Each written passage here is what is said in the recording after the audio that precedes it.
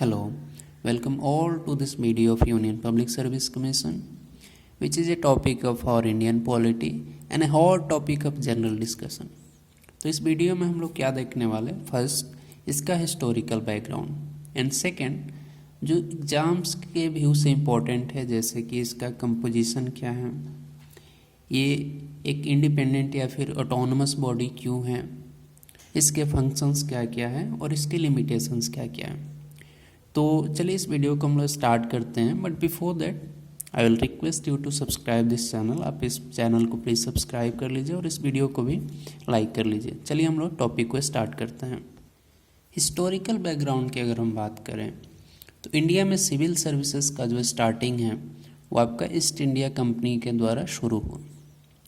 ये क्या होता था कि जो डायरेक्टर्स होते थे कंपनी के, वो नॉमिनेट करते थे कुछ पर्सन्स को और फिर उसको ट्रेनिंग दिया जाता था हैलीबरी कॉलेज जो आपका लंदन में है, और फिर वो इंडिया में आके सर्व करते थे एज ए सिविल सर्वेंट।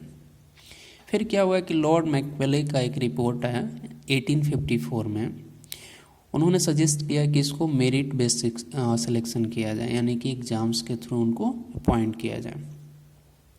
फिर क्या हुआ, 1855 से आपका कम्पिटिटिव एग्ज़ाम्स स्टार्ट हुआ, but only in London, not in India. Okay, so और एज क्या रखा गया, 18 to 23 ईयर्स, ये आपका एलिजिबिलिटी क्राइटेरिया थे उस समय।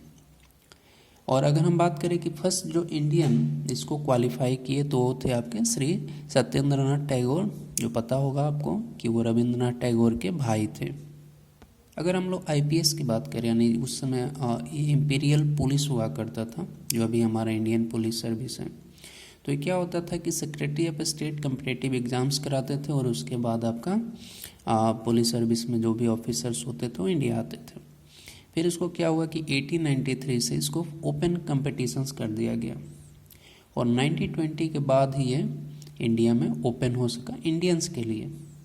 और वो भी क्यों हुआ, तो आपका एक मोंटेगू चेम्सफोर्ड आपका एक रिफॉर्म आया था, आपको पता होगा। उसके बाद से इंडिया में इसके एग्ज़ाम्स होने स्टार्ट हुए। फर्स्ट आपका इसका एग्ज़ाम्स जो हुआ वो इलाहाबाद में हुआ था, फिर उसका दिल्ली, और उस बीच में भी आपका जो लंदन में जो एग्ज़ाम्स होते थे वो कंटिन्यू थे। कुछ सेम आपका है फॉरेस्ट सर्विस से भी रिलेटेड। अब हम लोग आते हैं कि आपका पब्लिक सर्विस कमीशन कैसे फॉर्म हुआ। तो पब्लिक सर्विस कमीशन फॉर्म होने के पीछे भी आपका 1919 एक्ट के बाद आपका एक डिमांड आया कि यहाँ पे एग्ज़ाम्स कंडक्ट अगर हो रहे हैं तो फिर यहाँ एक कमीशन होना चाहिए जो इन सारे एक्टिविटीज़ को मॉनिटर करे या फिर कंडक्ट करे या फिर डायरेक्ट करे। फिर आया आपका फेडरल पब्लिक सर्विस कमीशन, जो 1926 में सेटअप हुआ, फॉर्मेशन हुआ, और ये सारा एग्ज़ाम्स कंडक्ट करने जो भी चीज़ होती ये सारा ये फेडरल पब्लिक सर्विस कमीशन देखता था। फिर जब इंडिया आपका इंडिपेंडेंट हुआ उसके बाद इसको चेंज कर दिया गया किससे, तो यूनियन पब्लिक सर्विस कमीशन, जो कि अभी करंट का जो आपका सिनारियो है।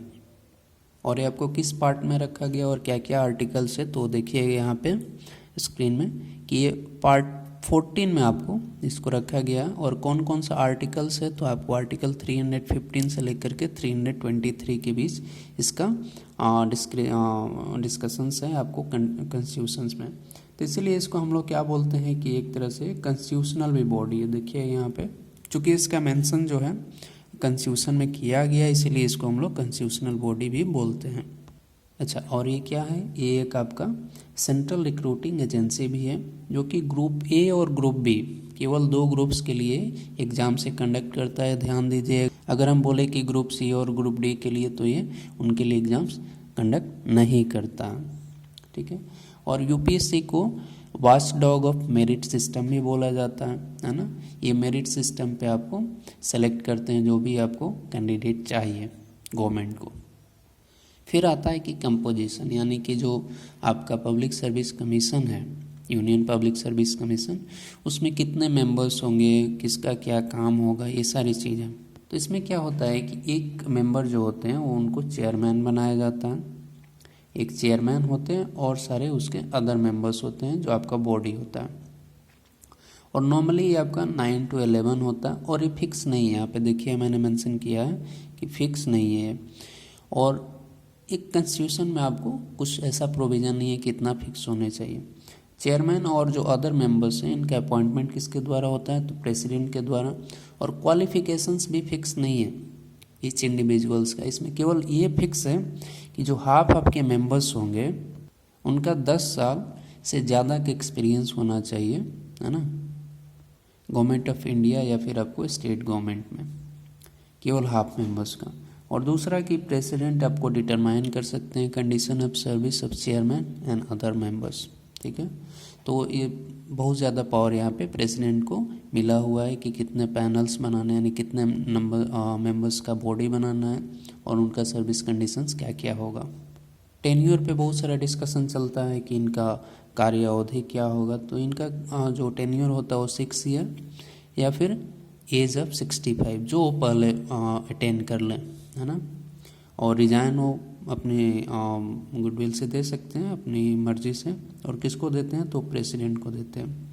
और रिमूवल कैसे होता है, तो भी भाई प्रेसिडेंट होता है, बट तो थोड़ा हम लोग देखेंगे किस कंडीशंस पे होते हैं, किस ग्राउंड पे होते हैं, वो हम लोग आगे देखेंगे, ठीक है।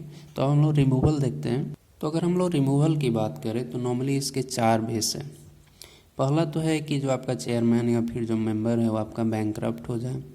दूसरा है कि पेड एम्प्लॉयमेंट, यानी कि ऑफिस के बाद भी वो कुछ पेड वर्क कर रहा है।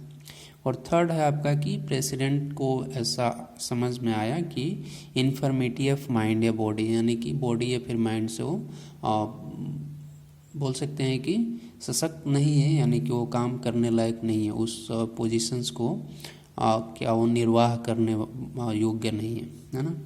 और चौथा एक केस आता है कि आपका मिसबिहेवियर का, बट मिसबिहेवियर के केस में प्रेसिडेंट क्या करते हैं, तो प्रेसिडेंट एक आपका सुप्रीम कोर्ट के से इंक्वायरी कराते हैं। और जब सुप्रीम कोर्ट का जो डिसीजन आता है वो प्रेसिडेंट उसको अप्रूव करते हैं। और यहाँ पे ध्यान दीजिए कि जो सुप्रीम कोर्ट का जो इंक्वायरी का जो डिसीजन होता है वो बाइंडिंग होता है, किसको, प्रेसिडेंट को मानना ही है। तो यहाँ से भी एक यूनिक एक पॉइंट है जो नोट करना चाहिए आपको एग्जाम के व्यू से।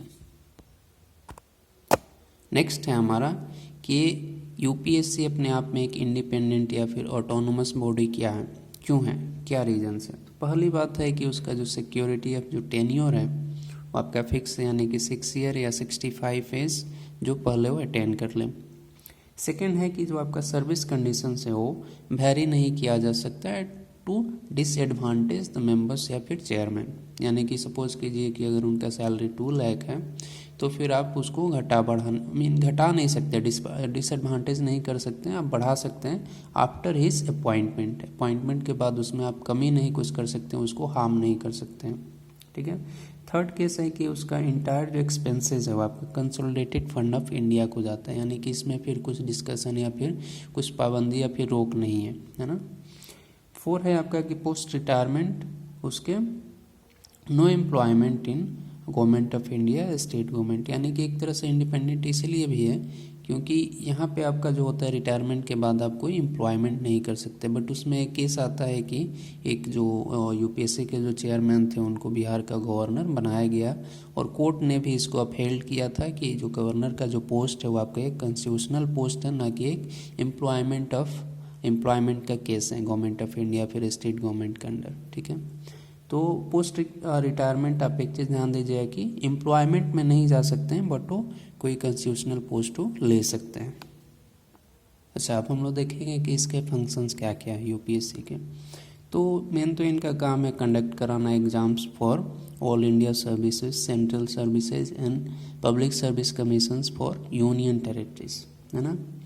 Can assist for joint PSC यानी कि 2 या अधिक से स्टेट का एक ज्वाइंट आप पब्लिक सर्विस कमीशन बना सकते हैं अंडर द यूपीएससी और यूपीएससी उसको फिर एग्ज़ाम कंडक्ट कराए, ठीक है, या असिस्ट करे उसको। Fulfil needs of state request from governor, यानी कि स्टेट्स की अगर कोई डिमांड या फिर कुछ रिक्वेस्ट है तो गवर्नर के थ्रू भेजा जाता है आपको यूपीएससी के पास with the approval of president. उसमें फिर आपको यूपीएससी वर्क करता है। फिर डिसिप्लिनरी जो एक्शंस होते हैं वो इनके एडवाइस या फिर आप रिकमेंडेशन आप बोल सकते हैं, प्रमोशन, डेपुटेशन या फिर ट्रांसफ़र में भी इनकी रिकमेंडेशन चलती है यूपीएससी की, आईएएस या फिर आईपीएस या अदर ऑफिसर्स की। फिर एडवाइसेस टू द गवर्नमेंट, ये गवर्नमेंट को भी एडवाइस करते हैं। और यहाँ पे ध्यान देने वाली बात है जो नोट में मैंने दिया है, देखिएगा। पहली बात है कि जो यूपीएससी का जो रिकमेंडेशन है वो कंपलसरी नहीं है, यानी कि बाइंडिंग नहीं है यूनियन गवर्नमेंट के ऊपर। बट इन केस कि अगर वो रिजेक्ट करता है, यानी कि उसका रिकमेंडेशंस को नहीं मानता है, एडवाइस को नहीं मानता है, तो फिर उसको फिर इन्फॉर्म करना होगा पार्लियामेंट को कि ऑन विच बेसिस या on which ground they are rejecting. But यहाँ पे एक केस है कि अगर इंडिविजुअल कोई मिनिस्ट्री या फिर department has no power to reject the advice of the UPSC, यानी कि इंडिविजुअल कोई मिनिस्ट्री या फिर अथॉरिटी या डिपार्टमेंट उसको रिजेक्ट नहीं कर सकता, उसको मानना ही पड़ेगा। That in that case it's binding to accept the advice of the UPSC. अब हम लोग देखते हैं कि इसके बावजूद भी इसके लिमिटेशंस क्या क्या हैं। तो पहला लिमिटेशंस आप बोल सकते हैं कि no control over salary allowances of appointee, यानी कि ये किसको अपॉइंट कर रहे हैं और क्या उनकी सैलरी होगी, क्या प्रमोशन से, वो सारी जो चीज़ें होती है वो आपको गवर्नमेंट डिसाइड करता है, इनके हाथ में नहीं होता। फिर आपका हो गया कि रिजर्वेशंस जो होते हैं अपॉइंटमेंट के केस में कि SC ST को कितना रिजर्वेशन चाहिए, फिर OBC को, ये सारी चीज़ें गवर्नमेंट देखती है, इनके हाथ में नहीं होता है। ये केवल जैसा स्टार्टिंग में मैंने बताया कि वॉचडॉग ऑफ मेरिट सिस्टम है, ये केवल मेरिट के बेसिस पे अच्छे बच्चों को छांटते हैं जो सरकार जितना चाहते हैं, नंबर जो सरकार चाहे, रिक्वायरमेंट जो सरकार चाहे। इनका काम है केवल जो क्रीम बच्चे हैं, यानी कि जो टॉप के बच्चे हैं, मेरिट जो बच्चे हैं, उनको भी केवल अपॉइंट करना इनका काम है, या फिर उसमें से छांटना। अदर लिमिटेशंस में आप बोल सकते हैं कि जो सिलेक्शन ऑफ जो हाईएस्ट पोस्ट होता है लाइक चेयरमैन या फिर मेंबर्स ऑफ द कमीशन, यानी जो भी कमीशंस फॉर्म होती है प्रेसिडेंट के द्वारा या फिर गवर्नर या फिर कोई भी होती है, तो उसमें फिर यूपीएससी का कोई काम नहीं होता है कि चेयरमैन के पर्सन्स या फिर मेंबर्स का, कमीशंस के मेंबर्स का यूपीएससी चयन करें। फिर आता है कि selection of group C and group D. Group C and group D में आपको बहुत ज़्यादा पोस्टेज होती है, I mean post number of post बहुत ज़्यादा होते हैं, बट उसमें आपको यूपीएससी उसमें कुछ यूपीएससी के काम नहीं है। यूपीएससी केवल ग्रुप ए और ग्रुप बी के बच्चों को ही सेलेक्ट करता है। लास्ट है आपका not for temporary selection post, यानी कि अगर 1 साल से कम टेन्योर का अगर कोई वैकेंसी या फिर रिक्वायरमेंट है गवर्नमेंट का, तो फिर वो यूपीएससी नहीं करता है। And the major limitations is that president can add या take away any exams of UPSC approval from parliament without consultation of UPSC, यानी प्रेसिडेंट चाहे तो कोई भी एग्ज़ाम, सपोज कीजिए कि जो हमारा सीसेट का एग्ज़ाम होता है सिविल सर्विसेज का, अगर प्रेसिडेंट चाहे तो without any consultations of UPSC वो उससे वापस ले सकते हैं कि नहीं आपको ये नहीं कराना है। वो जो भी चीज़ें होगी वो पार्लियामेंट में 14 डेज़ के अंदर उसको डिस्कशन करके अप्रूव करना होता है, बट वो अलग चीज़ है, बट विदाउट कंसल्टेशन भी वो कर सकते हैं। तो यहाँ पे आपका चैप्टर जो है ये ख़त्म होता है। और जो मैंने आर्टिकल्स बताया था, जो कि पार्ट 14 का आर्टिकल नंबर 315 से आपका 323 के बीच यूपीएससी डील करता हो, ये सारा आर्टिकल आप देख सकते हैं कि पहला जो है आपका आर्टिकल नंबर 315 है जो बोलता है public service commission for the union and for the states. फिर है कि appointment in terms of the office of members, article number 316। फिर आपका 317 रिमूवल एंड सस्पेंशन की बात करता है। फिर 318 आपका power and to take regulations, फिर ऐसे करके तो ये सारा आप देख सकते हैं। 322 आपका expenses of public service commission, जो मैंने बताया कि कंसोलिडेटेड फंड्स ऑफ इंडिया से जाता है, ठीक है। और लास्ट है आपका एक मेजर चीज़ है जो reports of the public service commission, ये आपका एनुअली होता है और ये किसको प्रेजेंट करना होता है, तो प्रेसिडेंट को करना होता है, ठीक है। तो ये रहा आपका यूनियन पब्लिक सर्विस कमीशन। तो फिर मिलते हैं नेक्स्ट वीडियो में। So till then good day, bye bye.